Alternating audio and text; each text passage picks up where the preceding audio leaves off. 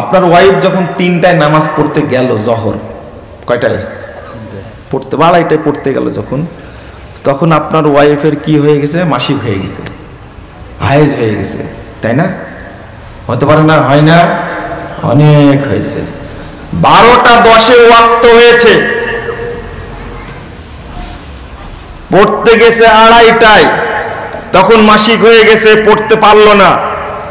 এই সালাতের সমাধান কি করে মহিলারা আপনার এলাকায়? আপনার এলাকা না, আপনার বাড়ি না, আপনার ওয়াইফ কি করে সেটা বলেন। এই জহর যে পড়তে পারলো না, এরপরে কন্টিনিউ মাসিক থাকবে কয়দিন? হয় 3 দিন, নাহলে 5 দিন, নাহলে 7 দিন, থাকবে না? এবার বলেন আপনি এই জহরের কি করে? জীবনেও পড়ে না। পড়ে কি? আজকে যা জিজ্ঞেস করবেন, পড়ে না। এক ওয়াক্ত সালাত যদি কেউ ইচ্ছা করে ছেড়ে দেয়, সে মুসলমান থাকে না। মান তারাকা সলাতান মাকতুবাতান মুতাআম্মিদান ফাকাদ বারিয়াত মিনহু জিম্মাতুল্লাহ। যে ব্যক্তি ইচ্ছা করে এক ওয়াক্ত সালাত ছেড়ে দেয়, এক ওয়াক্ত, সে আল্লাহর জিম্মা থেকে বেরিয়ে যায়, অর্থাৎ আল্লাহর দিন থেকে বেরিয়ে যায়। বলুন নাউজুবিল্লাহ, আস্তাগফিরুল্লাহ। কেন পড়েনি সে? কেন পড়েনি? 7 দিন পরে যখন পবিত্র হবে, তখন আপনার ওয়াইফকে আগে পড়তে হবে ওই ছুটে যাওয়া জহর। বুঝা গেছে? ওইটা পড়তে হবে। এখন প্রশ্ন হলো আর একটা, বুঝতে পারছেন তো? এখন তো শীত লাগছে না অতটা। তাকান, তার মাসিক চলছিল, বন্ধ হলো কয়টায়? 5:15, বিকাল 5:15, তাই না?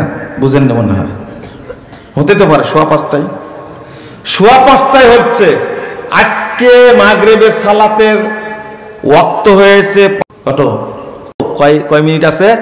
21 মিনিট আছে।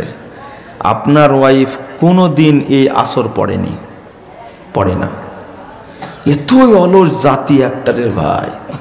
ও নিয়াত করেছে আজ থেকে, বলে শেষ হলো, কালকে গোসল করবে, কাপড় চোপড় ধোবে, তার পরের দিন থেকে নামাজ পড়া শুরু করবে। ভুল বললাম আমি? মহিলারা আসেনি তাই না? আপনারা এমনি বলতেছি। 3 গুণ মহিলা আছে। মহিলা আসছে তো কাজে লাগবে তো ইনশাল্লাহ, আশা করি এটা। এবার বলেন, থামে না, হেসে লাভ নাই, আপনাকেও ধরবো, টেনশন করেন না আপনি। শুধু আপনার ওয়াইফের দোষ? দোষ আপনার 1 নম্বরে। ওর পরিচালককে জায়গা মতো বলতে পারেন, আমি হলো পুরুষ মানুষ, আমার কথা শুনতে হবে, কিন্তু এগুলো বলতে পারেন না আপনি। হায় হায়, লা ইলাহা ইল্লাল্লাহ, আস্তাগফিরুল্লাহ, আস্তাগফিরুল্লাহ। এক ওয়াক্ত সালাত পড়া যাবে, এই ভাষাটা খুব গুরুত্বপূর্ণ। এক রাকাত সালাত পড়া যাবে। কত রাকাত? 1 রাকাত সালাত পড়া যাবে। এতটুক সময়ের আগে যদি পবিত্র হয়, তাহলে ওই ওয়াক্তের সালাত পড়তে হবে। বুঝেননি? আমি তো বললাম 21 মিনিট। কয় মিনিট? 21 মিনিট। ওই হাদিস থেকে দলিল নিয়েছেন, মান আদরাকা রাকাতাম মিনাল আসর, 1 রাকাত পড়ার মতো সময় যদি পাই, এর আগে যদি কোনো মহিলা বুঝতে পারে যে আমার মাসিক বন্ধ হলো, তাহলে ওই সালাত তাকে পড়তে হবে। কোনো দিন পড়ে না আপনার ওয়াইফ। এখন তার উপরে ওয়াজিব হলো, পবিত্র হবে। পবিত্র হতে হতে মাগরিব হয়ে যেতে পারে। যাক, মাগ যেহেতু 15 মিনিট আগে, 20 মিনিট আগে সে মাসিক বন্ধ হয়েছে, পবিত্র হতে হতে মাগরিব হয়ে গেছে। মাগরিব হলেও এই মহিলা মাগরিবের পরে প্রথম পড়বে জোহরের 4 রাকাত, তার পড়বে আসরের 4 রাকাত পড়বে, তারপরে মাগরিব পড়বে। বোঝা গেছে? আপনি বলবেন যে জোহর যখন চলছিল তখন তো মাসিক হচ্ছিল, তাই না? বলবেন না? জোহর যখন ছিল তখন তো মাসিক চলছিল, তাই না? না, আমরাও হতবাক হয়েছি। জোহর এবং আসর 2 সালাত একসঙ্গে পড়া চাই।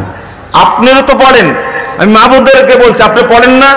আপনার যখন ইস্তেহাজা হয়, যখন রোগ হয়, আল্লাহর নবী কি বলছেন, একবার ওযু করে তুমি 2 ওয়াক্ত সালাত একবারে পড়ে নেও, এটাই তো দলিল। বুঝেন না মনে হয়? অসুখ হয়েছে, রক্তস্রাব হয়, মাসের পর মাস ভালো হয় না, সমাধানটা কি?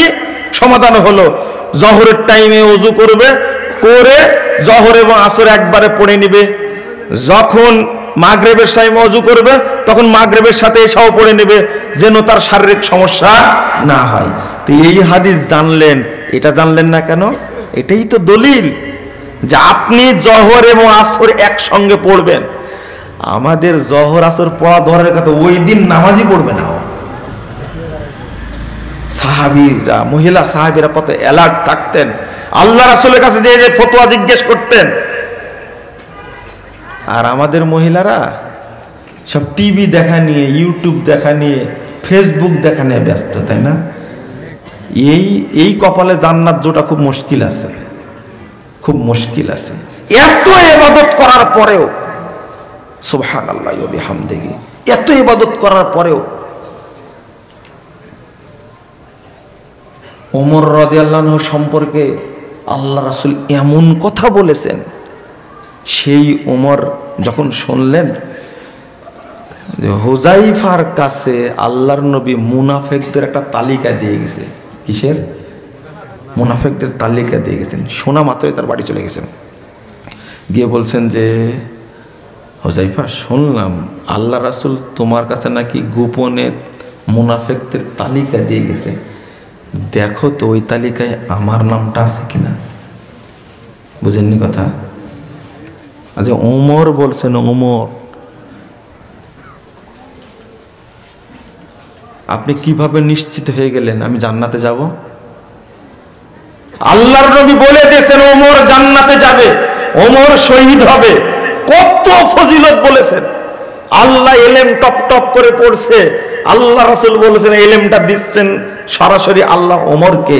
আল্লাহ রাসূল বলেছেন লাউ কানা বাদি নাবিয়্যুন লাকানা ওমর ইবনে খাত্তাব, আমার পরে নবী হলে ওমরই নবী হতো।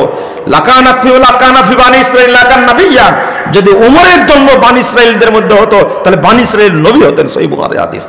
এত ফজিলত। আল্লাহ রাসূল একদিন বলছেন রাইতুনি ফিল জান্নাহ, আমি জান্নাতে আমি দেখলাম, নিজেকে দেখলাম। তো রাইতু কসরান মুরাব্বান মুশরিফান বিযাব, জান্নাতে বিশাল একটা প্রাসাদ দেখলাম, প্রাসাদের পূর্ব পশ্চিম উত্তর দক্ষিণ কিছুই চেনা যায় না, এত বড় প্রাসাদ। পুরো প্রাসাদটি তৈরি করা আছে স্বর্ণ দিয়ে, মুশরিফান বিযাব, পুরোটাই স্বর্ণ দিয়ে তৈরি করা। ওর সাথে একটা নালা দেখলাম, লেক দেখছি, লেকের পাশে একজন মহিলা। আমি জিজ্ঞেস করছি লিমান হাজাল কাসর, এই মহিলা বলো তো, আমি একজন জান্নাতে ঢুকে দেখছি লেকের পাশে আর এই প্রাসাদের পাশে লেকে একজন মহিলা বসে আছে, বলো তো কার জন্য এটা তৈরি করা হয়েছে? তো মহিলা বলেছে লি রাজুলিন মিনাল আরব, আরবি একজন ব্যক্তির জন্য আল্লাহ তৈরি করেছে। তখন আল্লাহ রাসূল বলছেন আনা আরাবিয়ুন লিমান হাযাল কাসর, আরে মহিলা আমি তো নিজেই আরবি, তুমি বলো না কার জন্য তৈরি করা হয়েছে? তো লি রাজুলিন মিন কুরাইশ, আরবি ব্যক্তি তবে কুরাইশ বংশের। তখন আল্লাহ রাসূল বলছেন আনা কুরাইশ লিমান হাযাল কাসর, আমি নিজেই কুরাইশি, তুমি বলো তো কার জন্য তৈরি করা হয়েছে? তখন এখন কি মনে হচ্ছে বলেন তো, আল্লাহ রাসূল কি চাচ্ছেন? হ্যাঁ, তার আগের হাদিসে আসছে জানান্তু আন্নাহা তাকুল লিরাজুলিন শাবিন হুয়ানা, আমি চাচ্ছি মহিলা বলুক এটা একটা যুবকের জন্য, এই যুবকটা হলাম আমি মুহাম্মদ সাল্লাল্লাহু আলাইহি ওয়াসাল্লাম। কিন্তু বলছে না, বলছে আবার উত্তর দিল যে হুয়া মিন উম্মতি মুহাম্মদ সাল্লাল্লাহু আলাইহি ওয়াসাল্লাম, মানে এটা মুহাম্মাদের উম্মতের একজনের লোকের গো। তখন বলছে আরে আনা মুহাম্মদ লিমান হাযাল কাসর, আমি নিজেই তো মুহাম্মদ, তুমি বলো না এটা কার জন্য তৈরি করা হয়েছে?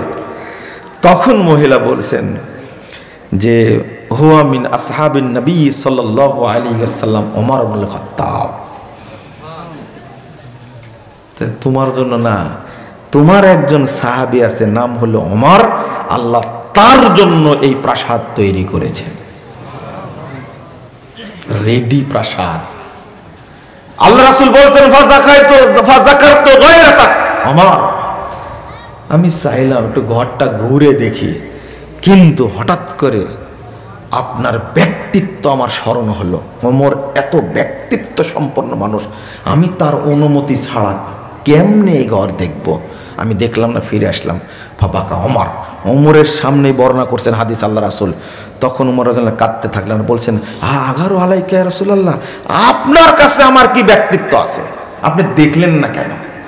সেই উমর মরা পর্যন্ত হুজাইফার পিছনে পিছনে ঘুরেছেন। হুজাইফা, তুমি তো বললে না এখানে কি আমার নামটা আছে তালিকায়? শুধু হুজাইফা হাসতেন, কিছু বলতেন না, যেহেতু গোপন রেখে গেছেন শুধু হাসতেন। গোপনই থেকে গেছে, প্রকাশ করেননি। সাহিবু সিররিন নবী সাল্লাল্লাহু আলাইহি ওয়াসাল্লাম বলা হয় তাকে। ওমর রাদিয়াল্লাহু আনহু যদি এত ভয় পান, এত যুগ পরে, আমরা জন্ম নেওয়ার পরেও আমরা জান্নাতের আশা করি না, জাহান্নামের ভয় পাই না।